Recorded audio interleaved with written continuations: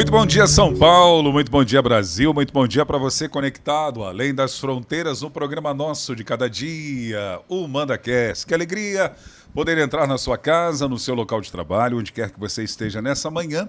Deus te abençoe de uma forma rica e abundantemente. Ao meu lado já está ele, sempre aqui às quartas-feiras juntos, aprendo com ele, somos edificados. Pastor Ricardo Andrade, bom dia. Bom dia, Pastor Vander, bom dia, amigos, bom dia, Angela Valtier, paz do Senhor a todos. Uma alegria sempre poder estar aqui junto com você, compartilhando de vida, de palavra, enfim, de um monte de coisa, experiência. Vambora. Amém. Ângela, bom dia, como vai você? Tudo bem?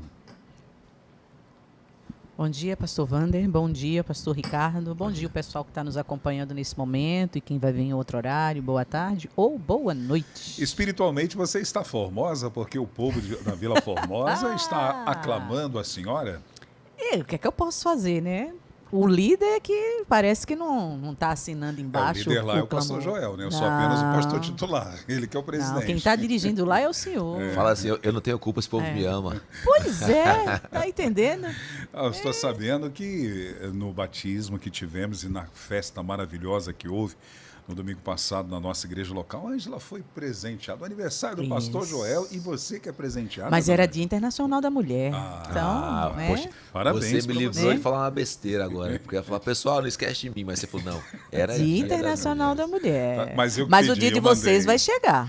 Você viu como eu sou um bom pastor? Eu falei, vai lá e leva presentes para a Hã? É o dia de todos os santos? Não, dia dos homens. Não, agora falando sério, os homens têm 2 dias. 15 de julho e 19 de novembro é o Dia Internacional do Homem. Infelizmente, as pessoas não falam 19 muito. de novembro? 19 de novembro. Um dia só não é suficiente pra gente. A gente diz que é 1º de novembro, que é o Dia de Todos os Santos, né? Brincando. Mas assim, eu, pelo menos, eu lembro do dia 15 de julho, eu mando mensagem para os homens dos meus contatos das redes sociais e eu faço a minha homenagem, né? Então, os homens também têm o seu dia de serem homenageados. E você disse que são 2 dias. Isso, 15 de julho e... Eu acho que o 15 de julho é nacional. Se eu não estou enganada, 15 de julho é nacional. Agora, o dia internacional é 19 de novembro. Legal. Pastor Ricardo Andrade, que festa. Os meus olhos estão marejados. Estão marejados? Agora o senhor ficou emocionado. Pastor Ricardo Andrade, que festa no domingo passado, Coisa que linda. alegria, né? Celebração.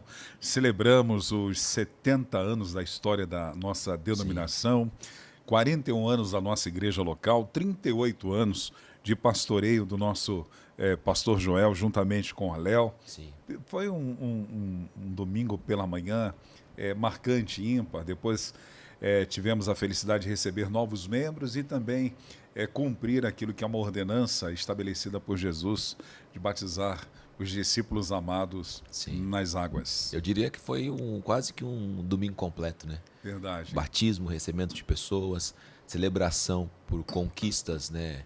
E vitórias do passado, 70 anos de denominação, celebração e conquistas de uma história que continua acontecendo tanto da denominação quanto a nossa, através da vida do pastor Joel, da Leonor, honrando a vida deles, né?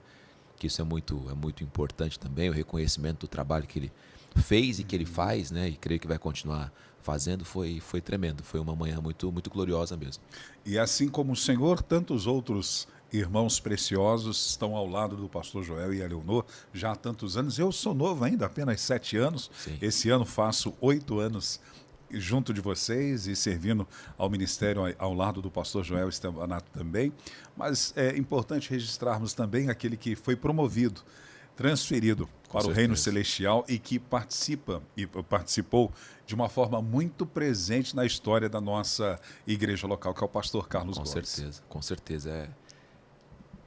É uma perca assim, muito significativa, assim, né? Como pessoa, como ser humano, uma pessoa sensacional. E como servo de Deus, cara, assim, não tenho o que falar. Um cara dedicado, um cara disposto.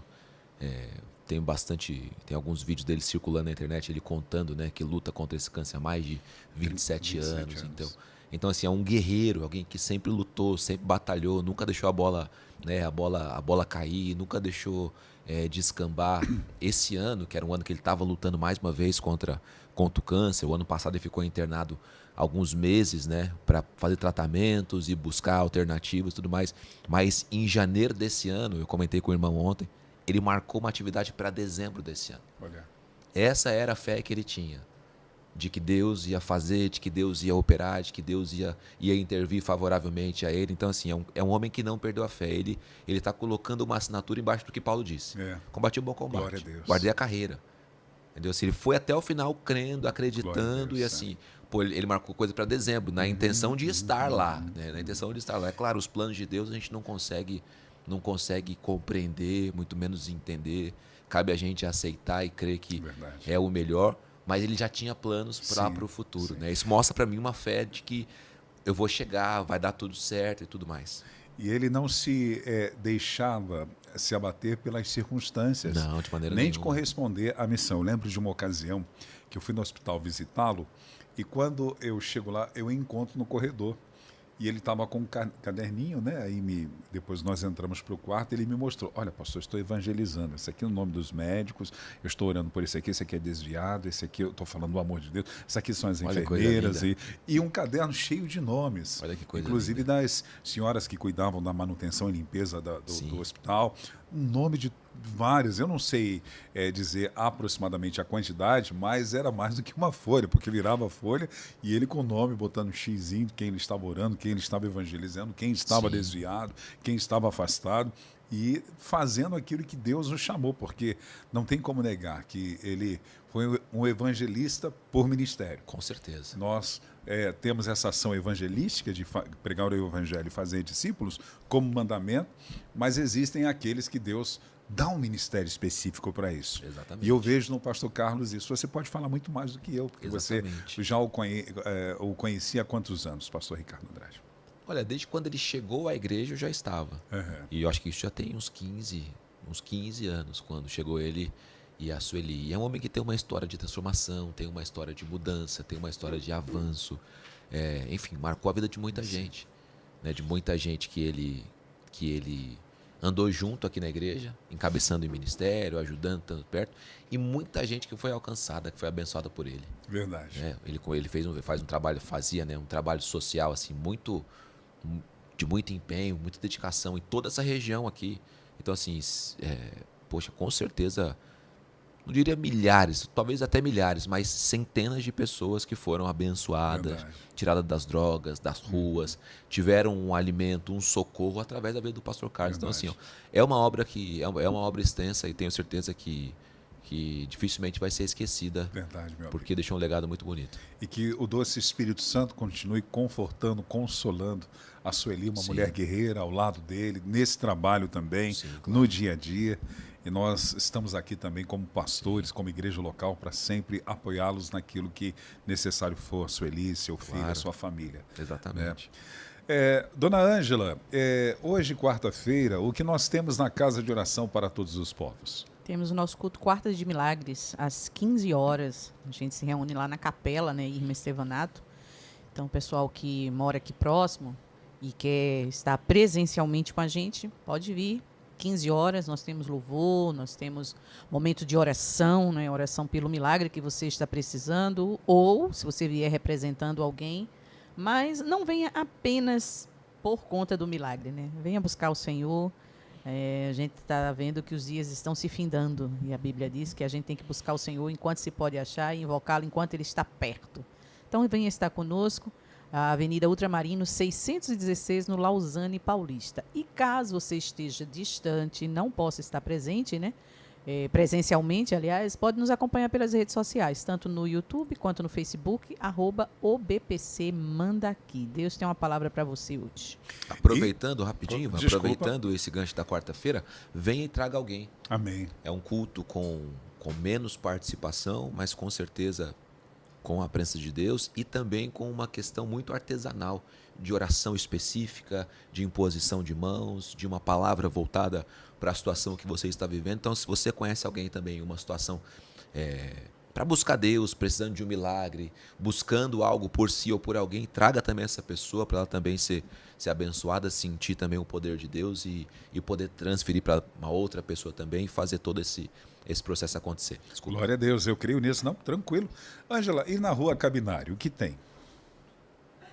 Hoje, na Rua Cabinari 598, Sobreloja, na Vila Formosa. O detalhe é esse, Sobreloja, que é para você não errar o endereço. Tá vendo o povo da Vila Formosa? Ela já sabe tudo. Sobreloja. Temos o culto de intimidade com Deus e está tendo o estudo bíblico sobre a igreja de Éfeso. Não é As 7 cartas às igrejas na Ásia. É que na outra semana falou sobre Éfeso, não é isso? Exatamente. Então, e eu quero ver se você tem decoreba. De quê? E hoje eu vou falar sobre qual igreja, qual é a segunda. Eu não sei não, pastor. A segunda não sei não. Hoje eu vou falar sobre aquela que é quase um espirro. Esmina. Oh, meu pai. Eu tô pensando aqui, qual será? Esmina. A Esmina, ela representa um período profético do ano 100 até 313 depois de Cristo. Nós vamos falar sobre isso porque ela caracteriza a igreja sofredora. E aquele povo pagou um preço altíssimo, foram mártires pela fé. Ninguém morreria por uma mentira. Todos estavam dispostos a morrerem pela verdade. Com certeza. E não negaram a sua fé no meio das perseguições. É nesse período que a igreja ela é perseguida e são lançados nos ginásios, não, arenas, no Coliseu, aqueles buracos que eram feitos e colocavam estacas e faziam com que os cristãos pulassem e fossem traspassados pela... Exatamente, é dentro desse período e é sobre isso que vamos falar hoje. Então, pessoal daí da Vila Formosa, não percam, aproveitem aí, que serão 7 semanas, né? Então, exato. Estamos pessoal aí estudando sobre as cartas do Apocalipse, é sempre bom a gente tá vendo que estamos muito mais próximos do fim do que né, alguns anos atrás. Então, a gente precisa estar aí alicerçado, com o nosso entendimento aí aberto, para não sermos enganados. Então, vamos lá. A Bíblia, ela continua atual. Vamos aprender mais um pouquinho da palavra. Eu penso também, rapidinho, que independente dessa chegada do Senhor Jesus para buscar a igreja, independente desse momento que a gente vive, a gente tem que estar estudando, a gente tem que estar meditando, mantendo uma vida, né, organizada diante de Deus, certinha diante de Deus. A Bíblia diz assim, quando houver guerras e rumores de guerra, fica em paz. Então, assim, a gente está vendo muita coisa acontecendo no mundo e a gente está pensando, não tem jeito, parece que é o apocalipse. Mas pode ser que não seja. Independente disso, porque a gente também não pode também se aprumar só quando perceber, a coisa está ficando feia, deixa eu me aprumar aqui. Não. Você tem que ter uma vida que você está sempre ajustado diante de Deus, é claro. Tem algumas situações para ajustar e sempre terão, mas quanto mais a gente puder saber de Deus, mais da palavra de Deus, andar com pessoas de Deus, melhor para a gente, né? Então pode ser que seja, né, Ângela? Pode ser que seja. Não é que eu queira dizer que a gente tem que se ajustar por causa disso. Não, Não claro, sei não foi se isso essa que foi a dizer. impressão Não. que eu passei. Mas é porque assim, a gente percebe que tem algumas pessoas que estão assim meio que dispersos, sabe? Levando a vida assim, como se não tivesse que prestar contas de nada depois. E que é presa fácil. Né? Para o engano, para os tipos de evangelhos que a gente tem visto hoje, né? Que hoje está igual um fast food, o povo só se... Né? Um self-service, as pessoas só se alimentam daquilo que querem. E é muito bom, como o senhor disse, a gente está sempre aprendendo um pouco mais, porque a gente evita de ser enganado. Exatamente. E lógico, se não for agora, né, já que está guerra, rumor de guerra, mas a gente vai estar preparado, a gente vai estar abastecido. Igual as 5 virgens prudentes, que estavam lá com o óleozinho, né? E não ser como as 5 loucas. Exato. Eu acredito muito no que Oséias profetizou no capítulo 6, versículo 3, que ele diz assim: conheçamos e prossigamos em conhecer o Senhor. Como o amanhecer, a sua vinda é certa. Sim. Ele descerá sobre nós como a chuva fora de época que rega a terra. Então, enquanto estamos aguardando, precisamos conhecer e prosseguir em conhecer ao Senhor, crescendo na graça, crescendo no conhecimento. E esse desenvolvimento é importantíssimo, porque assim como nós desenvolvemos de uma forma biológica, física, nós precisamos espiritualmente também desenvolver. Nós, quando não desenvolvemos, nós podemos ter raquitismo espiritual, anemia espiritual, podemos passar por várias situações que vão gerar enfermidades espirituais na nossa vida, enfraquecendo-nos. Então precisamos conhecer, estudar, aprender sempre e vivamos em dia hoje como se Cristo voltasse hoje. Exatamente, né? Exatamente. Se a morte chegar, preparado devemos estar. Eu sempre costumo dizer que a morte é o passaporte para a eternidade. Se ela chegar a bater, porque há tempo de nascer e há tempo de morrer. Sim. Se formos a geração do arrebatamento, façamos como a dona Ângela diz, não vamos ficar para a segunda chamada. É melhor, né? É melhor, né? Porque é melhor evitar a fadiga. O Calvário vai escurecer no segundo, né?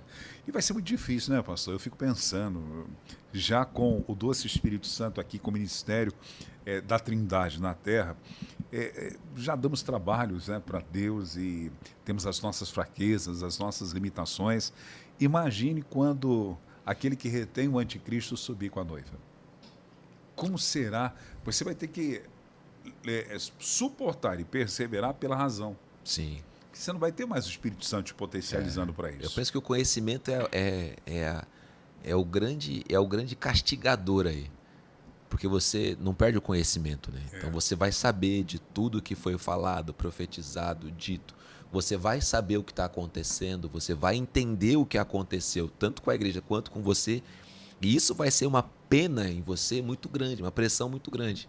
Poxa, eu sabia de tudo isso.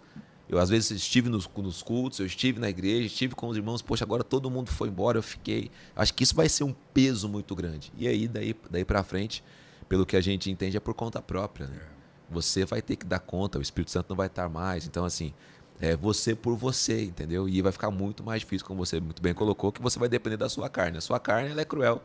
Ela busca tudo que Deus não quer. E esse conhecimento, pior ainda, se você não se posiciona e acaba aceitando aquilo que Satanás impõe dentro de um sistema e você priva-se de desfrutar da graça de Deus e vai viver a condenação eterna, parece que esse conhecimento continua. Baseado na parábola que Jesus fala do rico e Lázaro, Sim. Ele vai mostrar que o cara que estava no inferno tinha consciência de tudo, até dos seus antepassados, sabia de todas as coisas. Então imagine você no lugar de tormento, que você tem a ausência de Deus, lembrando de todas as oportunidades que você teve de fazer o bem, desfrutar da graça e não o fez. É um tormento, não é? É um tormento eterno. É um tormento. Que não tem mais jeito. É o tormento que muita gente vive em vida, né? Porque assim, a pessoa que está desviada, por mais que ela continue alimentando o pecado, e eu sei por experiência, eu sei por ver isso em pessoas, você também deve saber disso, mano, que, na verdade, o acúmulo de pecados é uma tentativa de apagar aquilo que você sabe que está em você, que é o Espírito Santo. O desviado nunca é uma pessoa que está tranquila e tal.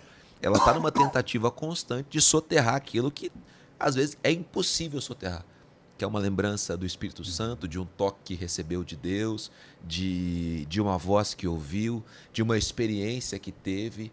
E a gente vê aí, né, sempre quando alguém sai para as ruas para fazer evangelização, falar alguma coisa de Deus, aquela pessoa que uma vez sentiu o toque do Espírito Santo, quando você fala algo do coração de Deus para o coração dela, ela se derrama. Mas que ela está agora vivendo tudo de errado.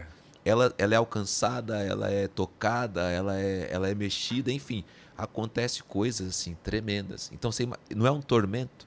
Com certeza. Claro, o inferno ele é um tormento eterno de dor e de pressão, né? De pressão. Mas a vida longe de Deus também não é um tormento para quem já conheceu a Deus.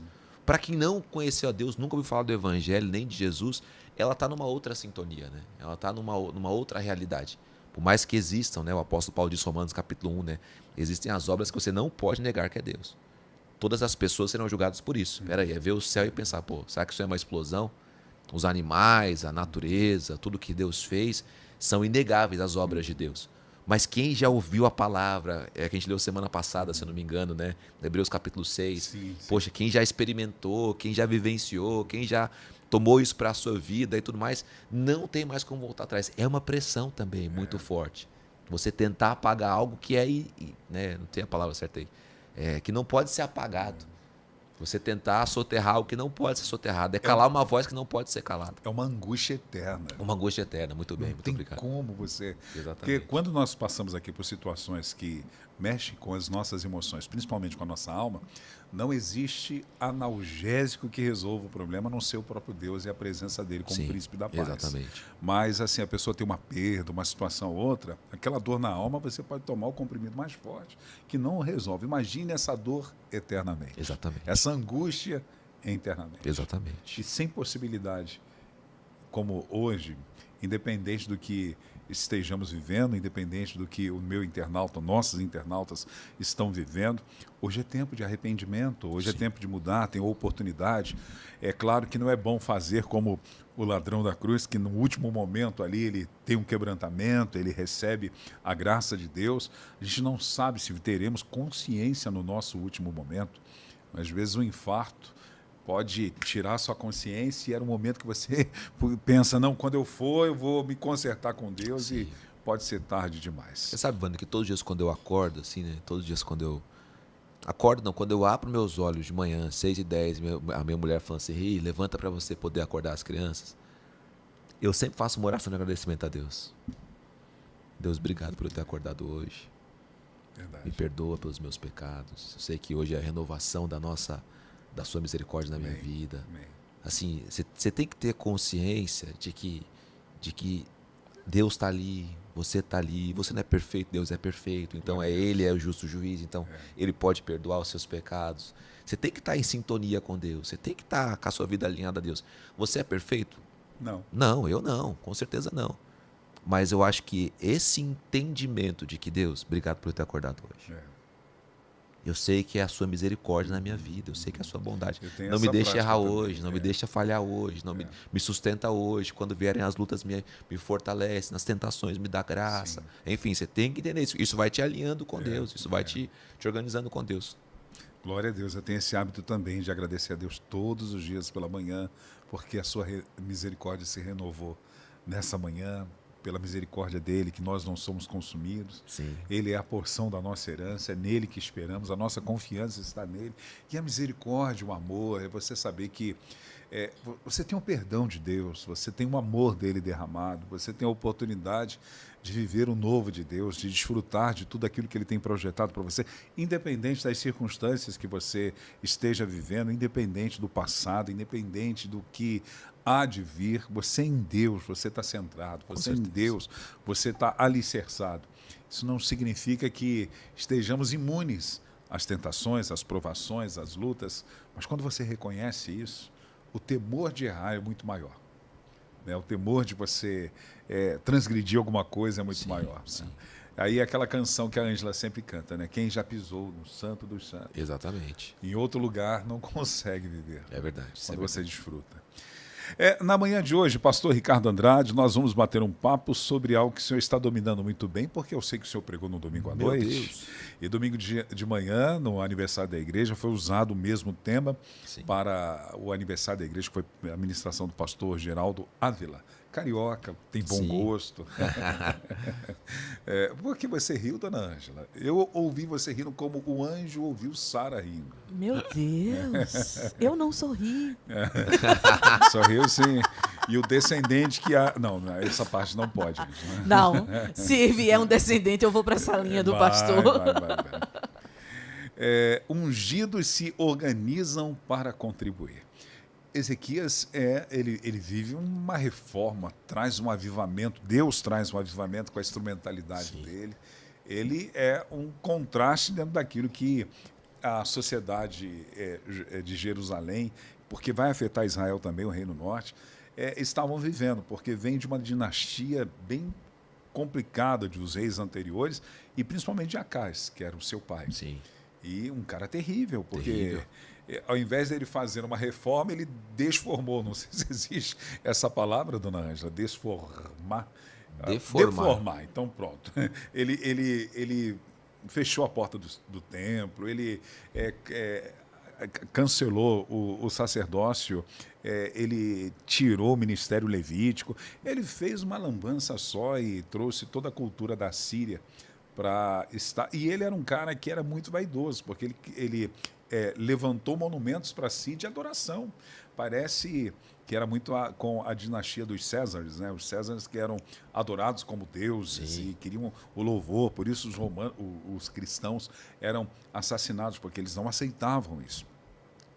E Acás foi um cara terrível. E Deus levanta esse homem, o rei Ezequias, que ele tem duas fases. Ele tem uma fase abençoada quando ele vive na vontade diretiva de Deus.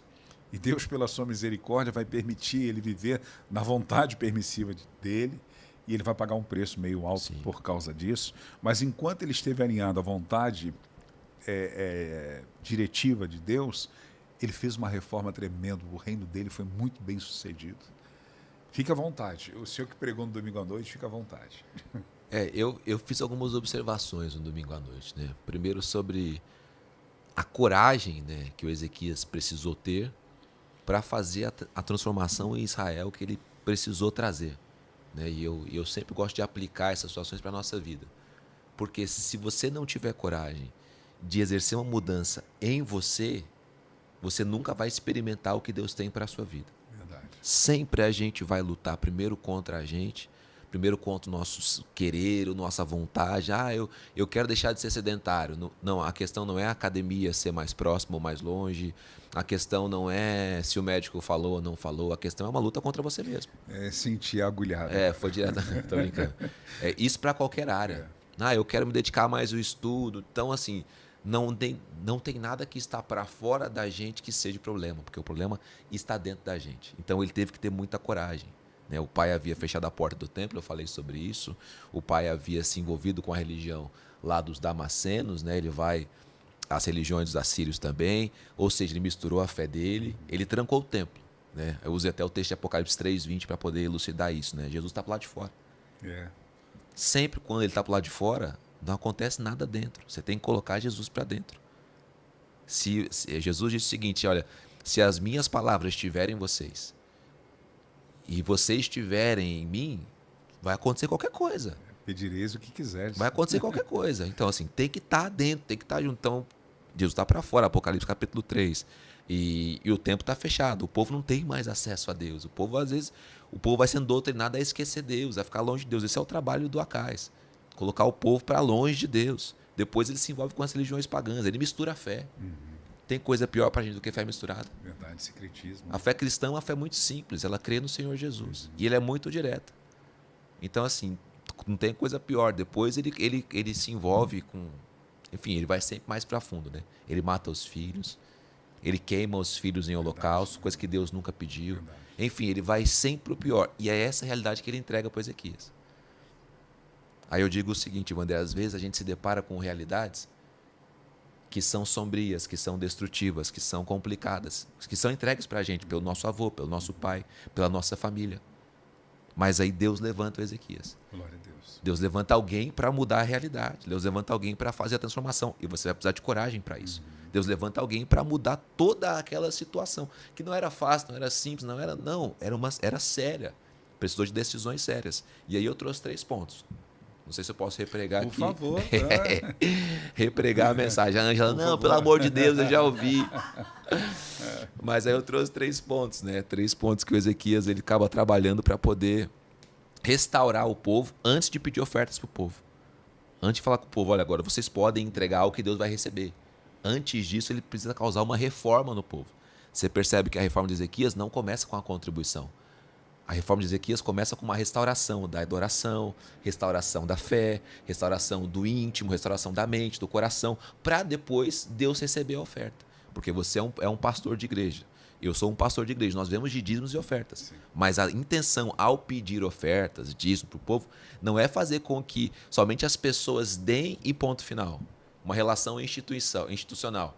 Eu dou dinheiro para a igreja e ok, porque eu vou no culto, eu usufruo do ar-condicionado, da água. Não, não estamos pagando contas. Eu creio demais nisso. Que quando eu sou fiel a Deus, o dízimo é entregue a Deus, Deus cuida de várias situações da minha vida. Então é uma relação entre o ofertante dizimista e Deus. Claro, tem um intermediário ali que é a igreja local, que recebe, que administra, etc. Mas é uma relação entre a pessoa que está fazendo e Deus. E só lá na frente, versículo 31, é que ele pede isso. Mas antes ele fala de 3 coisas. Primeiro ele fala sobre restaurar. Ele diz o seguinte: se consagrem o templo e tire as impurezas. Versículo 5, 29:5. Ou seja, você começa o processo em você. Ele diz: se consagrem. Depois consagrem o templo. Aí eu apliquei também aqui a questão do ambiente que a gente está. Não existe ambiente abençoado. Dificilmente você encontra na Bíblia dizendo assim, olha, esse ambiente aqui é um ambiente abençoado. A Bíblia sempre ensina que pessoas são abençoadas. Sim. Gênesis 12, um exemplo que eu usei, e tantos outros, onde Deus leva pessoas não porque aquele lugar é um lugar abençoado, mas leva pessoas para abençoar aqueles lugares. Qual das cidades que o Paulo chegou que era uma cidade abençoada? É verdade. Mas o Paulo era um abençoado, não era? Verdade. O abençoado chega no lugar e abençoa. O abençoado muda a realidade. O abençoado muda a circunstância. O Ele ambiente muda o muda ambiente. através da vida de pessoas, né, pastor? E a gente sabe socialmente e sociologicamente que o ambiente tem uma interferência muito séria na formação do ser. Não é verdade? Sim.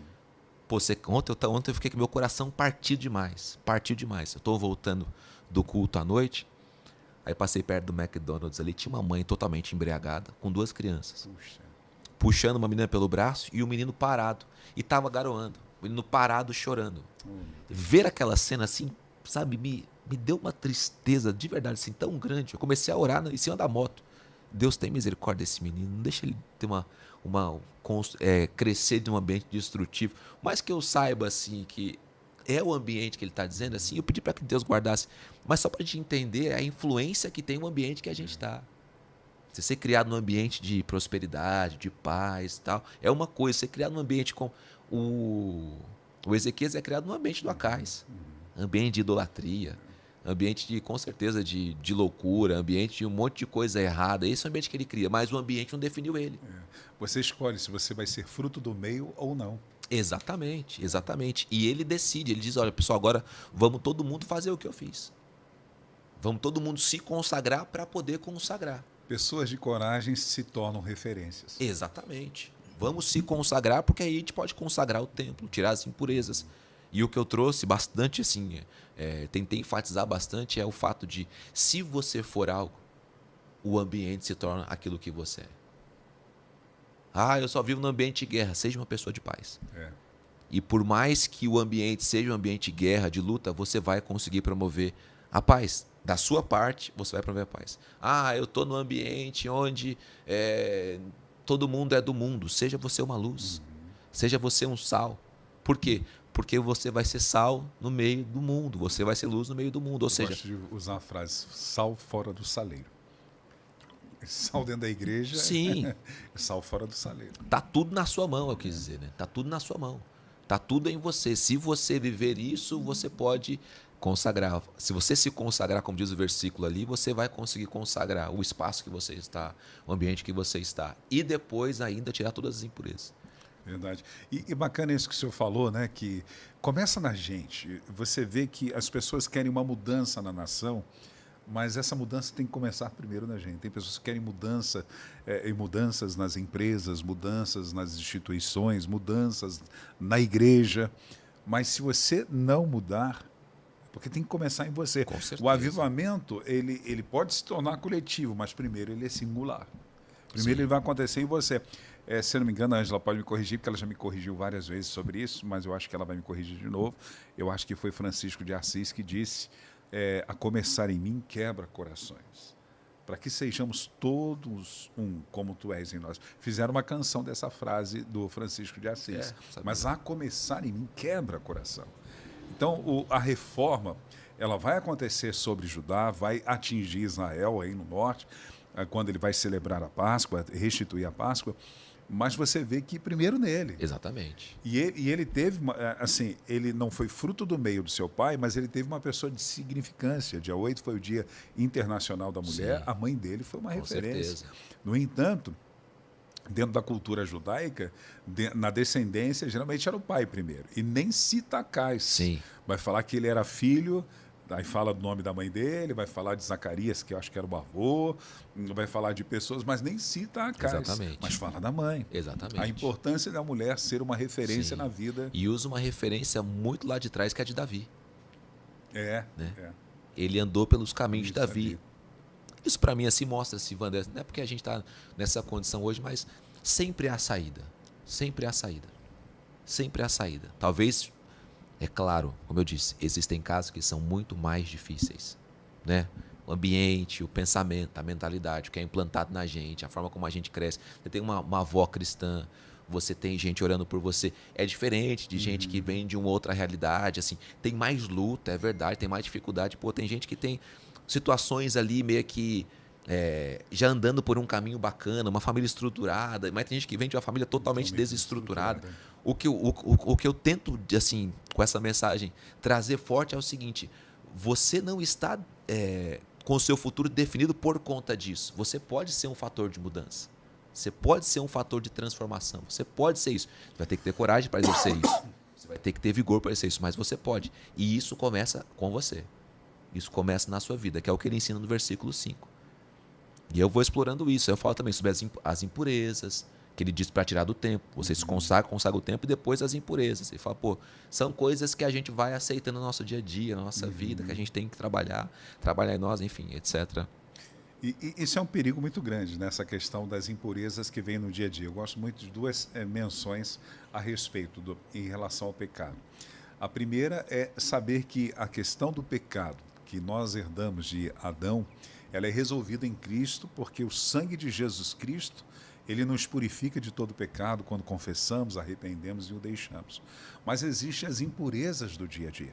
Sim. As impurezas quando saímos na rua, as impurezas de um pensamento, de uma conversa, de uma atitude que talvez não devêssemos ter tomado alguma coisa. E isso é a importância da palavra. Jesus vai dizer assim, vós já estáis limpos pela palavra que você tem dito. Exatamente. Então, essa limpeza é diária. Sim. Dentro da tipologia bíblica, no contexto do tabernáculo, havia o átrio, o santo e o santo dos santos. Antes de entrar no santo ou de entrar no santo dos santos, no átrio para os santos tinha uma bacia de bronze. Essa bacia de bronze, algumas versões vão dizer o mar de bronze, aquela coisa toda, mas tinha água ali. O sacerdote, quando chegava para exercer o serviço, ele tinha que lavar parte do seu corpo. Eu não recordo agora quais, não sei se eram os pés, os ouvidos e as mãos, alguma coisa nesse sentido. Mas eles tinham que sempre fazer esse ritual de passar no mar de bronze, de passar na pia para se lavar. Eu entendo que isso é uma tipologia bíblica, da Bíblia, de você se lavar, se banhar na palavra de Deus. Com certeza. Porque quando você está lendo a palavra de Deus, ela vai confrontar você. Claro. Não devia ter feito o que fiz. Com certeza. Aí a palavra salta diante de você, puxa, eu vou lá resolver essa situação. Eu preciso resolver. Com certeza. Porque ela vai nos limpando. E é isso que Jesus está dizendo. Vós já estáis limpos pelas palavras que vos tenho falado. Essa palavra nos banha. E isso é muito necessário para a pessoa que se dispõe a ser alguém que vai fazer diferença, como o rei Ezequias fez. Sim, e nenhum pecado começa grande, Wander. É. A gente tem que pensar isso. Nenhuma situação que hoje a gente olha e fala, meu Deus do céu, começou já com, meu Deus do céu. Ela começou com pequenas impurezas que foram deixando ali o seu lugar. O pastor Joel sempre usa o exemplo da cunha, né? Ele sempre fala, né? Olha, tem a cunha aqui, ela é posta, depois ela vai ampliando. E o pecado é exatamente isso. Às vezes é uma conversinha. O que nos faz tropeçar não são as grandes pedras. Exatamente. É aquela topada que você dá de uma coisa imperceptível quase. Então a coisa vai sempre ampliando e ficando maior. Eu usei o exemplo de Davi, que a gente usou semana passada também. 2 Samuel capítulo 12, se eu não me engano. Não sei se é 12 exatamente. Mas enfim, o exemplo de Davi. Porque ele lutou diversas batalhas. Né? Ele é um rei marcado por batalhas vencidas, né? Mas ele chegou um dia e falou assim, não, nessa eu não vou. Nessa eu vou ficar por aqui. Não, Davi. Alguém lembrou, não, Davi, mas a Bíblia, a Torá diz que os reis precisam estar na guerra, nos tempos de guerra. Não, mas eu não vou, não. Uma vez só não dá nada. Relativizou, né? Uma vez só não vai. Não, Deus vai entender. Pequenas impurezas. Pequenas coisas que a gente deixa existir na nossa vida e a gente sabe o que aconteceu a partir dali. Então, assim, Saul estava obedecendo às ordens de Deus. Mas um dia ele pensou, não, hoje eu não preciso obedecer exatamente o que Deus disse. Vou trazer o rei, o pessoal não precisa sacrificar o que tem que sacrificar, pode trazer o melhor da terra também, uma vez. O Adão e a Eva deram atenção à serpente uma vez. Exatamente. É a sensação do bem-estar mesmo quando você está fazendo algo errado. Parece que você tem um senso de, não é de prazer, mas é um senso assim, parece que você não está penalizando. Por exemplo, a serpente quando vem e induz a Eva, a Bíblia diz que ela viu que era bom, era bacana para dar entendimento. E aquilo ali acaba seduzindo ela de uma forma. Sim. E é assim que acontecem as coisas. De repente você está numa série na TV e vem uma cena que vai ter, de repente, outros episódios de bruxaria, de ocultismo. Você sabe que não deve. Você sabe que isso, eu particularmente entendo que são portais que podem minar espíritos malignos dentro dos lares, na vida familiar, na vida conjugal das pessoas, quando elas vão fazendo essas concessões. De repente está lá a família sentada, lá, e de repente aquela cena de prostituição quase pornográfica, aquela coisa, não tem nada a ver, isso aí faz parte da vida, é só encenação. Tudo isso são coisinhas porque a batalha começa na mente. Sim. Se você é muito, nós somos muito fruto daquilo que vemos e que somos impactados. Eu, quando era garoto, os meus irmãos mais velhos me levavam no cinema para assistir Bruce Lee. Eu saía querendo bater em todo mundo, porque eu achava que eu era bom de briga. Sim, mesmo o frangote do jeito que eu era. De repente, você assistir um filme do Rambo, você quer se alistar para as Forças Armadas porque você acha que agora você é um Rambo. Isso acontece, a mente trabalha nisso. E se você tem aquelas mensagens dentro de um episódio, dentro de uma série, que é contrário àquilo que você prega dentro dos seus valores, você tem que dizer não, fecha as portas. Sim. Tem um texto do salmista que diz que eu não colocarei diante dos meus olhos. Coisas más. Exatamente. E por vezes nós fazemos essas concessões. Ezequias, ele tem que ser radical, ele tem que limpar a impureza. E uma coisa interessante é que a maioria das pessoas que abrem essas brechas, que não liga para essas pequenas impurezas, que, enfim, conseguem conviver, põe aspas aí, com essas situações, são pessoas que estão vivendo vitórias. Uhum. Se você pega o Adão e Eva, eles tinham a presença de Deus todos os dias. Eu até comentei outro dia, né? Eles estavam um nome para os animais do lado de Deus. Não é? Deus traz os animais para dar um nome aí. Parecia que é uma alegria. Sabe aquele negócio de você estar com o seu filho ali e ver ele fazendo coisa e você olhando e falando, caramba, olha que coisa gostosa de viver, olha que experiência boa. É Deus trazendo os animais, traz o elefante aí. Aí vinha um anjo lá trazendo elefante. Que nome você vai dar para esse aqui? Esse aqui vai ser elefante, esse aqui é macaco, esse aqui é onça, enfim, dando nome para os animais. Então, era um momento bom. Momentos bons geram esse... Aí depois, se você pegar a maioria, claro que óbvio que eu não sei todos, mas o Saul caiu no momento bom. O Davi caiu no momento bom.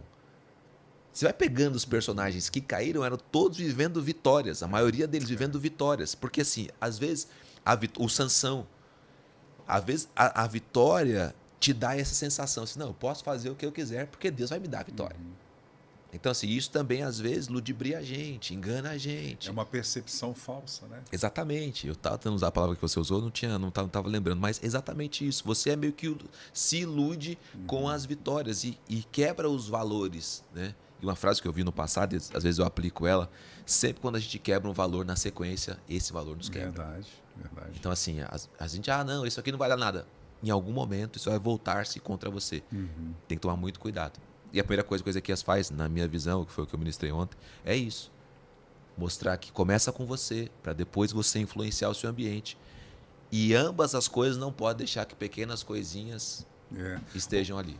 Outra coisa que eu acho muito interessante no texto é a valorização da autoridade espiritual, porque, diferentemente de outros reis que queriam exercer o ministério sacerdotal, queriam fazer aquilo que não eram chamados para a cumprir com as suas funções. Sim. O exemplo disso é o Saul, que ele quer sacrificar Sim. quando ele não tem essa habilidade por Deus dada. E quando ele abre a porta do templo e ele está disposto a fazer a reforma e a restauração do culto, ele vai trazer os sacerdotes e os levitas. Ele reconhece a autoridade desse pessoal. Ele reconhece que havia algo estabelecido por Deus da descendência de Arão, que seriam os sacerdotes, e da descendência de Levi, que seriam os levitas. Ele vai restituir essas pessoas. Sim. E, por vezes, as pessoas que não se organizam, ungidos se organizam, a Bíblia diz, como é que é? Ungidos, deixa eu voltar aqui no texto. Para contribuir. Ungidos se organizam para contribuir. Essa organização, às vezes, a pessoa quer fazer do modo solo. Não, eu não preciso de pastor, eu não preciso de apóstolo, eu não preciso... Tudo bem, você tem um crescimento individual, você tem uma responsabilidade, mas dentro do corpo de Cristo, Deus estabeleceu governo. Com certeza. Deus estabeleceu pessoas para estar sobre. Os levitas e os sacerdotes, Deus levantou para que eles fossem pessoas responsáveis pelo culto, pela ministração. Os sacerdotes tinham as suas funções, ainda que no Novo Testamento nós temos a visão e sabemos que é um mandamento imperativo de todo cristão ser um sacerdote. Mesmo assim, o Senhor estabeleceu alguns para. Claro. Uma coisa nunca anulou a outra. Exatamente. Você pode ter uma vida sólida com Deus, de quarto secreto, de oração, de jejum, etc. Isso não dá direito para você não crer em sacerdócio, não ter um pastor que pastoreie a sua vida, não ter alguém que te direcione. Uma coisa nunca anulou a outra. Nunca anulou, porque a Bíblia diz, sim, realmente, olha, entra no teu quarto secreto e o Deus que te vê em secreto vai te abençoar. A Bíblia diz diversas vezes para você se consagrar, orar. Ela nunca diz, não creia no sacerdote. Inclusive, se não me engano, o profeta Isaías foi contemporâneo dele e deve ter sido uma referência na vida dele. Sempre, sempre. O Paulo, passando pelas cidades, deixando o Timóteo, falando para Timóteo ensinar, instruir, corrigir. O que é isso? É pastoreio. Exortar. É claro que o Paulo também diz o seguinte, olha, tem gente que não vai querer, né? Tem gente que não vai submeter. Não, é verdade. Mas o fato de ter pessoas que não queiram e não submetam não invalida o chamado do Timóteo e nem a posição que ele tem. Então, esse também é o lance. E isso não pode nos fazer recuar. Com certeza. É saber que quando Deus estabelece um chamado para você, você vai ter dois tipos de pessoas. Você vai ter aquela pessoa que vai se alinhar a você dentro da visão, e principalmente quando você tem uma visão. Sim. Você vai ter aquela pessoa que vai aplaudir e vai estar alinhada com você, custe o que custar. Mas só pelo fato de você ter uma visão e ter um chamado, você já ganhou oposição. Exatamente. Porque Exatamente. surgirão pessoas que vão ser a oposição sempre. Eu gosto do que o Paulo diz ao Timóteo nesse sentido, Wander, porque ele fala o seguinte, olha, algumas pessoas vão olhar para você e dizer assim, poxa, pouca idade, menino. E vão te julgar pelo fato de você ser jovem. O apóstolo Paulo diz. Ele diz o seguinte, assim, olha, sobretudo, sê tu um exemplo na fé, no procedimento, no amor, no cuidado, na palavra. Leia as escrituras, medite nelas, ensina, aplique em você, aplica nos outros. Ele está dizendo o seguinte, olha, tem gente que não vai te olhar com respeito porque você é novo, então, olha, toma cuidado e fala assim, não. Para quem gosta de você e para quem não gosta de você, seja um exemplo na fé, na pureza, no amor, no conhecimento, na palavra. Para quem acha você o máximo e para quem acha você o mínimo, seja você um exemplo na fé, na pureza. Assim, a sua postura não muda por conta do outro. Tem gente que não gosta da gente. Para essas pessoas eu sou um exemplo de fé, de pureza, de amor. E tem gente que a gente é a última bolacha no pacote. A gente está lá no outdoor. Para essas pessoas a gente é um exemplo de fé, de pureza, etc. Porque isso não pode mudar você.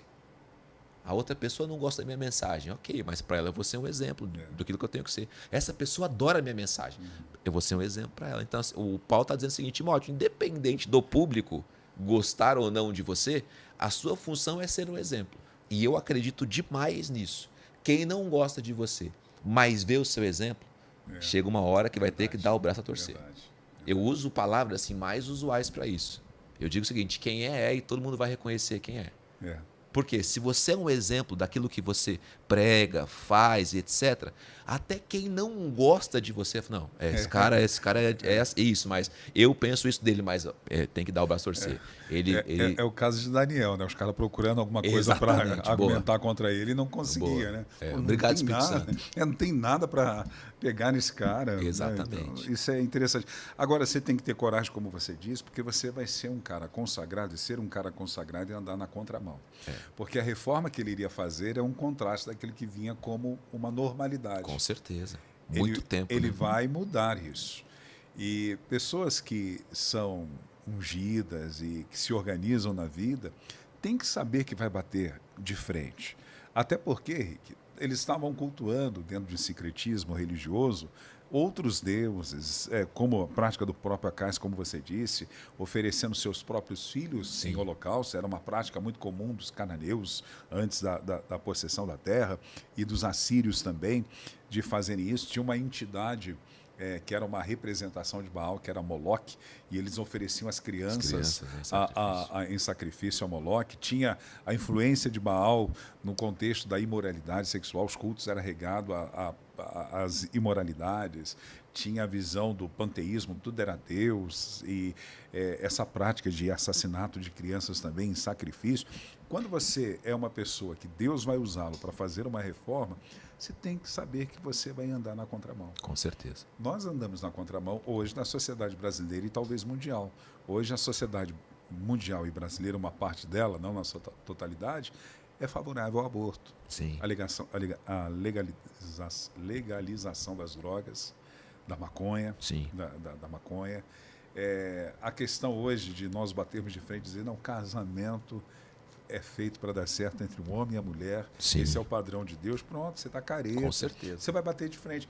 Essa sua convicção vai gerar inimizade. Com certeza. E natural. Você precisa saber que vai ter. É natural e você tem que saber lidar. Qualquer tipo de convicção baseada nos dias de hoje, na palavra de Deus, já vai gerar luta com alguém. Porque os valores da palavra de Deus, eles são absolutos. Eles são absolutos e são claros. Então, sempre quando você levanta essa bandeira, alguém que não está querendo lidar com o absurdo da palavra de Deus, alguém que está querendo, enfim, viver como esse mundo ensina que você viva, essa pessoa vai se levantar contra e você vai ter inimigos. Eu estava lendo aqui agora, Wander, que o Acais reinou 16 anos. Então, são 16 anos ensinando Israel a fazer tudo errado. Ah, mas 16 anos é pouco, será? Será que é pouco? Será que em 16 anos a gente não aprende uma cultura? Claro que sim. Será que em 16 anos você não aprende um modo, né, de operar? Será que é tão fácil assim destruir coisas que foram instituídas em 16 anos? No nosso cenário político, né, a gente pegou aí um tempo atrás 12 anos. Né, a palavra que ele usava era emparelhamento. 12 anos aparelhando, né, instituições, enfim, forma de pensar, forma de ser. E depois você sabe, para você tirar toda essa estrutura, é muito trabalho, é muito suor, é muito enfrentamento. É gente que está habituada a essa estrutura, é gente que está, enfim, está lucrando com essa estrutura. Você imagina o Ezequias chegando, um monte de postes ídolos, gente sacrificando, sacerdote desses postes ídolos, enfim, entidade, gente que já se habituou, gente que achou que estava sendo abençoada por aquelas entidades, gente com uma cultura totalmente envolvida com outras coisas. E chega ele do nada e fala assim, pessoal, vai acabar isso aqui agora. Sai derrubando os postes ídolos, sai destruindo os altares, sai fazendo essa reforma. Você pensa no que ele enfrentou, pensa no que ele viveu, pensa no que ele... E isso também é a nossa vida. Isso é a nossa vida, é você lutar contra um sistema que está implantado às vezes na sua família, está implantado na história dos teus pais, está implantado em tudo. E você lutar contra, é um ambiente de trabalho onde não pode mentir, mas é onde a mentira é normal, melhor dizendo, mas você sabe que a mentira é errada, você vai lutar contra isso. É a questão enfim, da sonegação de impostos. São várias questões que você vai lutar contra e vai ter resistência com toda certeza. Verdade. Por outro lado, eu vejo ele também sendo uma referência dentro das suas convicções e gerando um convite para as pessoas que tinham uma expectativa também de algo de mudança. Porque quando ele vai para essa parte de oferecer, agora que vocês se consagraram, o versículo 31 vai dizer isso, agora que vocês se consagraram, agora, depois de tudo isso que foi feito, venham. Sim. E tem muita gente que quer mudança, tem certeza. muita gente que quer participar. Assim como existe uma parte que prefere a mesmice na inversão de valores, tem muitas pessoas que desejam isso. Sim. Nas coisas espirituais, nós precisamos ter sede. Eu vejo hoje assim que, estou falando por mim, talvez eu não conheça a fundo, mas, e talvez seja uma percepção falsa, mas eu percebo que a sede que se tem hoje não é tanto como alguns anos atrás. As pessoas eram mais sedentas, as pessoas elas eram mais apaixonadas por tudo em Deus. Algumas delas não tinham uma condição, como hoje é mais fácil a pessoa ter uma condição econômica melhor. Alguns anos atrás a limitação era muito maior, mas as pessoas tinham disposição para duas coisas, para buscarem Deus, viver os seus valores e contribuírem também. Eles aceitavam esse convite, custa que custava. Eu lembro dos meus avós, né, de uma vida simples, mas ia ao banco, levava a minha avó no antigo Bamerindos. Meu Deus. Lembra, Ângela, do Bamerindos? Lembro, sim. Eu lembro dos cofrinhos que eu pegava. Pastor, antes do senhor prosseguir aí, Pois não. só a correção da questão da frase de São Francisco de Assis. A frase que o senhor citou é do hino, não é dele. A frase dele fala em começo, mas é assim: comece fazendo o que é necessário, depois o que é possível e, de repente, você estará fazendo o impossível. O a começar em mim é a letra do hino. Então. Que é aquele a começar em mim, quebra corações. Que é baseado num salmo, se eu não me engano. Para que sejamos todos um, como tu és em nós. Onde? Onde a frieza que haja amor, onde há ódio, perdão. Para que teu corpo cresça assim, rumo à perfeição. Ei, coisa boa. Eu Vencedores por troquei o Cristo. teco, mas está tudo certo. Ainda bem que você está aqui. Não, mas fala em começo. A frase dele fala em começo, né? Comece fazendo o que é necessário, mas Verdade. não a frase que o senhor disse, que ali é do hino mesmo. Beleza. Obrigado, Ângela. Muito importante isso e obrigado por essa correção. Então, esse desejo, esse vem atender o convite, para as coisas espirituais, você Sim. tinha disposição. Rick, no meio dos meus amigos, a maioria queria ser um pregador. Todo mundo tinha sonhos de ser um pregador, de ser usado por Deus. Hoje, parece que esse sonho na juventude, eu não estou generalizando, tem muita gente que tem fome e sede de Deus, mas parece que foi substituído por tantas coisas. Talvez seja o fato de eu não conviver muito com pessoas mais jovens, né? A minha influência de amizade é mais o pessoal Sim. de mais idade, pessoal que já está comprometido dentro do reino de Deus. Mas quando eu converso com o outro, eu não vejo essa paixão.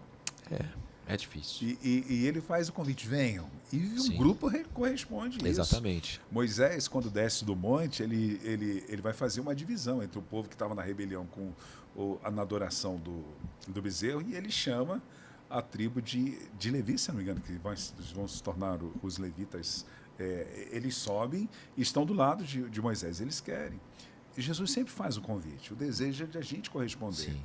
João capítulo 7, eu acho que é o versículo 38, ele diz: quem tem sede, venha a mim, beba. Você tem que ter vontade. Com certeza, com certeza. E para vivermos o melhor de Deus, eu tenho que ter esse desejo. Eu usei esse exemplo no versículo 10 do capítulo 29, que ele fala assim: agora proponho uma aliança com vocês.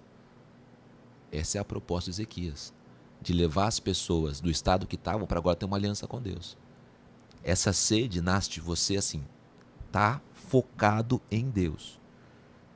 Quando a gente começa assim a buscar, a querer, a desejar, nem sempre a gente começa com tanto ímpeto, mas você começa a buscar, você começa a desejar, vai nascendo alguma coisa, né? Vai nascendo alguma coisa. E parece que hoje em dia muita gente realmente não tem mais esse... Ele acostumou com a vida religiosa. de ir para o culto, faz até uma reflexão durante a semana, um devocional e tal, mas não tem mais sabe, aquele desejo, aquela ardência dentro de si. Eu acho que isso é falta de uma aliança séria com Deus. Porque essa é a proposta de Ezequias. Vamos fazer uma aliança agora. A gente sabe que a aliança é muito mais séria do que um compromisso, né? Vão ir em algum lugar e estar aliançado com o lugar. Enfim, é uma coisa mais profunda. É você decidir na sua vida honrar a Deus 100%. É você decidir na sua vida ser íntimo de Deus. É decidir ser fiel a Deus. É você entrar num campo que não é o campo que as pessoas veem. É no campo da intimidade. É uma coisa mais profunda, é mais séria. Essa é a proposta de Ezequias. Vamos fazer uma aliança aqui. Quem quiser vai ter que levar Deus a sério. Quem quiser... Eu usei o exemplo de Josué 24. Né? Ele fala, pessoal, todo mundo agora já viu o que Deus pode fazer, o que Deus faz, está todo mundo na sua terra, está todo mundo no seu lugar. Vamos fazer uma decisão aqui agora. Eu e a minha casa vamos servir a Deus. E vocês? O que vocês vão querer? O Elias lá no Monte Carmelo. Decidam agora quem vocês vão servir. A Deus ou a Baal? Então, assim, chega um momento onde tem que decidir. E está no versículo 10. A chamada 31. Então, assim, antes de você chegar a essa chamada, você tem que decidir o que você quer da sua vida. Quer servir a Deus em mamon? Não vai ter jeito. Quer ficar com o coração dividido? Não vai ter jeito. Quer ser uma pessoa de ânimo dobre, como o Tiago diz? Não vai ter jeito. Enfim, você tem que ter uma decisão. Ou você vai queimar por Cristo, ou você vai queimar por outras coisas. Você vai ter que decidir. Então, assim, eu entendo que essa perda talvez de ardor e tudo mais seja por fato de você não ter uma aliança ou não entender que você tem uma aliança com Cristo, que você tem uma aliança com Deus e que você é dele e que ele é seu. Não é o que o salmista diz? Eu sou do meu amado e o meu amado é meu. Assim, você está junto dele todos os dias, está perto dele. Essa é a proposta de Deus. Né?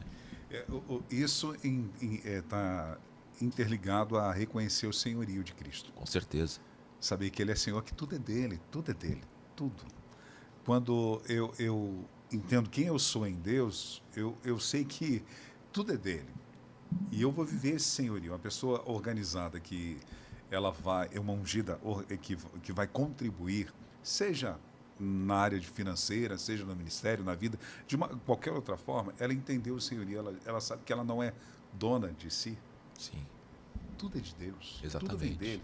O Davi sabia disso, quando Davi está disposto a oferecer a oferta para preparar para a construção do templo. Ele gostaria de construir o templo e Deus o proíbe porque, como você disse, era um cara de guerra, um homem sanguinário, né? Já tinha tantas batalhas e Deus estabelece que Salomão venha fazer. Ele resolve organizar uma oferta.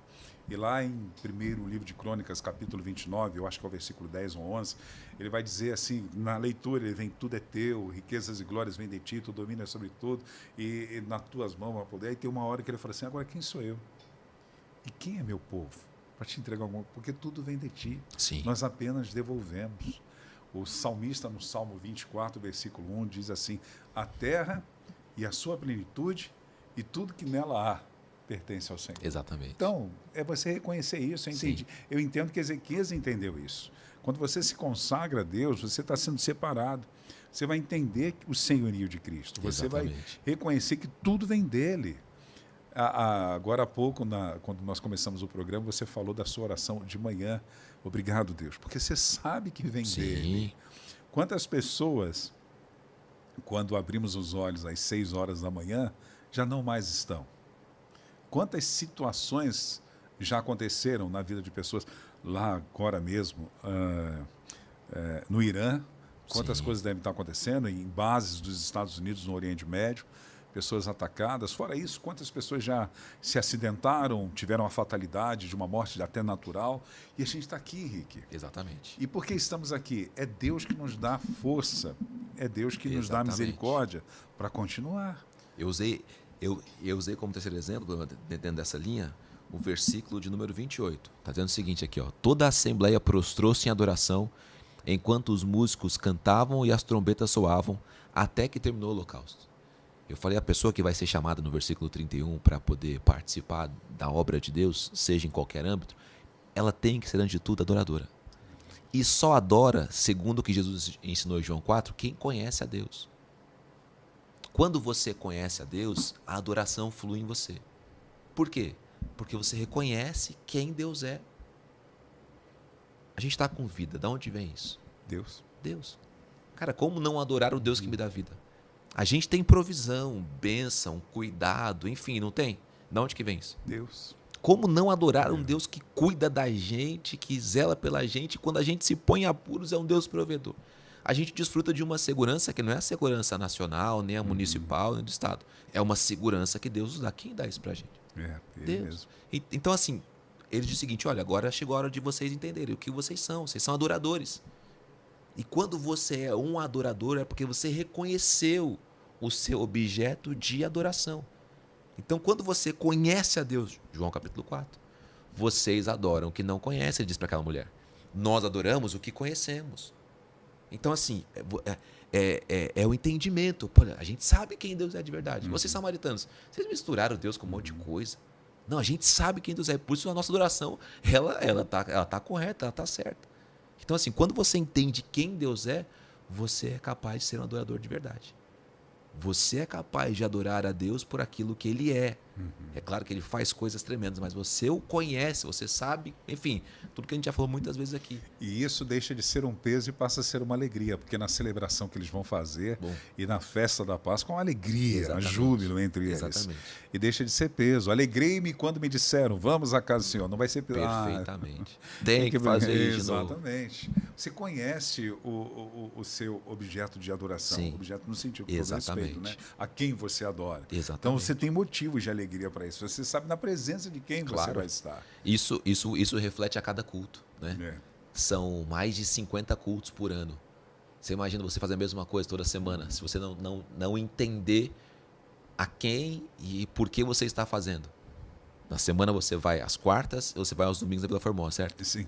2 vezes por semana, vezes 4 semanas, vezes 52 semanas, cara, dá muito culto, né? Dá muito culto. Imagina você, não, o que aconteceu? Estamos em maio, rapaz, já foram mais de, sei lá, já foram mais de 40 cultos, já estou cansado, né? Já se foi meu Estou desmotivado, mas por quê? Se você não entender a quem você está cultuando, por que você está cultuando, você perde a sua capacidade de ser adorador. Por isso que assim, às vezes a gente se prende a uma escala ministerial, às vezes a gente se prende... Cara, a nossa adoração está em risco, a gente está em jogo. Porque o adorador não está olhando para isso, ele está olhando para o objeto, né? Deus está ali e nós estamos entregando a Ele o nosso melhor. Então, sempre vai ser o seu... É claro, a gente está cansado às vezes. Está cansado às vezes, fisicamente, mas isso não impede os seus olhos de se fecharem. Sim. Isso não impede a sua mão de se levantar. Ontem domingo, era um dia que eu estava com a minha lombar doendo muito, até comentei com vocês aqui, doendo muito à noite. Então teve uma parte do louvor que eu estava sentado, mas eu estava adorando, estava com a cabeça baixa adorando.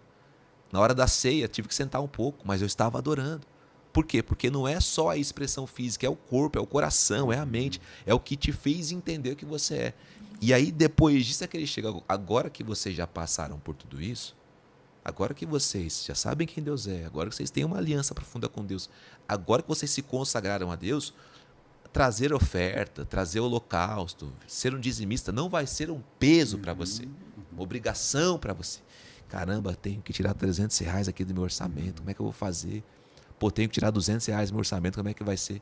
Você nunca vai pensar assim se você passou por esse estágio. Exatamente. Nunca vai pensar. Você vai pensar, cara, que bom, que maravilhoso poder participar disso. Vai ser de uma forma leve, né? A obediência, né? O apóstolo Paulo depois ensina que Deus aceita de quem dá com alegria. Ele mesmo diz que olha, as pessoas trouxeram os seus sacrifícios e depois, espontaneamente, alguns trouxeram também holocaustos. Nem era obrigação, nem precisava, mas trouxeram. Por quê? Passaram por esses estágios. Exatamente. Foram reformados, transformados, mexidos. Enfim, passaram por essas etapas. E aí, não é um peso, não é um problema, não é uma dificuldade. Eu até comentei ontem no culto, que eu estava um dia numa reunião religiosa, e uma pessoa estava conduzindo ali a reunião e disse o seguinte, olha, você tem que dar o que dói. Aí eu fiquei pensando comigo, né? Claro que eu não tinha todo esse pensamento, esse acabouço de ideias, mas fiquei pensando, por que essa hora tem que ser uma hora dolorida? Por que a hora de entregar uma oferta tem que ser uma hora difícil? Por que a gente tem que estar apegado a isso? Por que a hora de ser um dizimista tem que ser uma hora difícil? Por que essa hora tem que ser a hora que dói?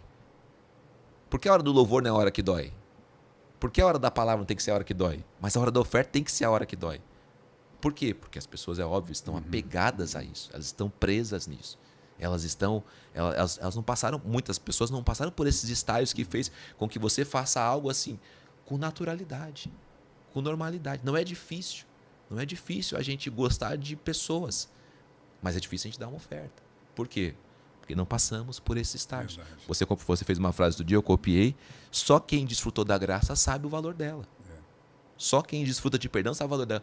Por que é tão difícil para algumas pessoas perdoarem? Não passaram por esses estágios de precisar de perdão, de precisar de graça, de cuidar de Deus. Então, se você passa por esses estágios, espera aí, eu sei que Deus tem algo fazendo em mim, na minha vida, transformação, mudança. Poxa, coloquei uma aliança no meu dedo. Poxa, eu sou um adorador. A oferta não vai ser um problema para você. Ser dizimista não vai ser um problema para você. Agora, se você não passou por esses estágios e tiver que fazer algo, aí vai ser o que esse líder aí estava ensinando. Verdade. Tem que dar o que dói, tem que ser difícil agora. E quando você tem esse entendimento, talvez nos céus ouça aquela voz que foi dita para o próprio Senhor, dando o exemplo da humanidade dele. Este é meu filho amado, em quem me satisfaço. O que o Abraão disse, pastor Wander? Tem que sacrificar o seu filho. Em nenhum momento você vê ele chorando, você vê ele resmungando, você vê ele... A gente usa esse exemplo, né? Tem que dar o nosso melhor, tem que dar... Infelizmente foi esse exemplo que o rapaz usou naquele dia. Tem que dar o seu Isaac. Tem que dar o seu Isaac. Ok, mas olha a postura do Abraão para dar o Isaac dele. Não. Falou com ele num dia, no outro dia ele levantou, juntou as coisas, foi, conversou com o filho no caminho. E o que ele disse? Deus vai prover. Pai, mas cadê o holocausto? Não, filho, relaxa. E depois você aprende lá em Hebreus que na cabeça de Abraão, Deus era capaz de ressuscitar Isaac dos mortos. Ou seja, sobretudo tinha uma fé de Abraão, que era uma fé... Verdade. Cara, a frase dele para os servos dele, fiquem aqui que iremos e voltaremos. Plural. Sim, eu não sei qual a versão que fala assim, iremos adorar e voltaremos. Então assim, é adoração. Entregar vai ser uma luta. Poxa, com certeza. Até porque se rende, né? Você tem que se render. Vai ser uma luta para quem tem dificuldade para ser adorador, para quem tem dificuldade de ter aliança com Deus, para quem tem dificuldade de entender que o trabalho de Deus é em você e através de você. Verdade. Para quem está para mim, nessa vida sombria que o Acais trouxe, vai ter dificuldade de participar disso. Agora, quem não está, quem entendeu isso, viveu isso, vai conseguir desfrutar isso de uma maneira assim sensacional. Maravilhoso. Glória a Deus. Agora não sei que horas são, dona Ângela. Ei, dona Ângela, te peguei aí só para saber se você sabe que horas são. Está na hora de quase a gente terminar. Vamos terminar assim, dona Ângela. Sempre aprendendo aqui com o pastor Ricardo Andrade, aprendendo com você, mesmo no seu silêncio, Ângela. Nós aprendemos, sabia? Seu silêncio ensina demais. Exatamente. Porque eu estou aprendendo com o apóstolo Paulo. As mulheres fiquem caladas. Meu Deus do céu. E nessa semana estamos pensando nisso. Ungidos se organizam para contribuir. E esperamos ter contribuído para você e para vocês nesta manhã, através do nosso bate-papo também. Dona Ângela, de novo, eu sei que no início do programa já convidamos, mas novamente vamos convidar os nossos internautas que estão pertinho da gente aqui na Zona Norte de São Paulo. Hoje à tarde, às 15 horas, o nosso culto Quarta de Milagres. A gente se reúne na Capela Irma Estevanato, aqui na Avenida Ultramarino 616, no Lausanne Paulista. Então venha buscar ao Senhor, a gente tem momento de louvor, tem oração específica, temos também a palavra, né? Cada semana um dos nossos pastores ou presbíteros traz uma ministração do coração de Deus ao seu coração. E nós temos sido bastante edificados. E a gente tem percebido que muitas pessoas, né, estão vindo para buscar o Senhor e também muitos estão recebendo o seu milagre, né, da parte de Deus. Caso você não possa estar com a gente, pode nos acompanhar através das redes sociais, tanto no Facebook quanto no YouTube, @OBPC Mandaqui. Vamos aos nossos colaboradores na manhã de hoje? Vamos sim. Vamos começar com o Rodapex. Cansado de capachos comuns? Quer um capacho que reflita a personalidade da sua casa ou empresa? A Rodapex combina tradição e inovação para oferecer tapetes e capachos sob medida, que aliam durabilidade e estilo ao reforçar a identidade visual dos seus clientes, incluindo capachos vulcanizados, pintados e de fibra de coco. Com equipe especializada, estamos prontos para atender clientes em qualquer localidade, assegurando um atendimento ágil, personalizado e voltado para a satisfação total de quem confia em nosso trabalho. Entre em contato conosco. Nosso telefone é 11 99486 5738 ou acesse o nosso site www.lojarodapex.com.br. Se preferir, venha nos fazer uma visita. Estamos na Avenida Mariana Calidiori Ronquete, 1016, Jardim Peri. Rodapex, com a gente, você pisa tranquilo. Cuidar da aparência é fundamental e a sua beleza merece um presente especial. Por isso, o Salão Guida Cardoso está sempre pronto para lhe atender. Aqui você encontra o que há de melhor no universo da beleza: corte, escova, progressiva, selagem, botox capilar, coloração, penteados para ocasiões especiais e maquiagens impecáveis. Profissionais qualificados que vão atender às suas necessidades e superar as suas expectativas. Oferecemos ainda os serviços de manicure, pedicure, podologia, depilação e design de sobrancelhas. Contamos com os melhores produtos para cuidar da sua beleza. Atendimento por hora marcada. É só ligar 11 4327 1718. O nosso endereço: Avenida Direitos Humanos 2616, no bairro do Mandaqui. Salão Guida Cardoso. Aqui você se sente em casa.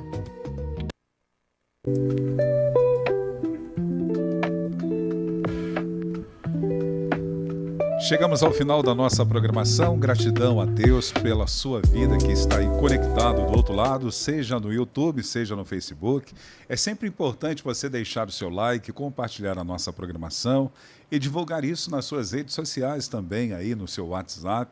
Se você tem sido abençoado e edificado através da nossa programação, leve isso a outras pessoas, compartilhe.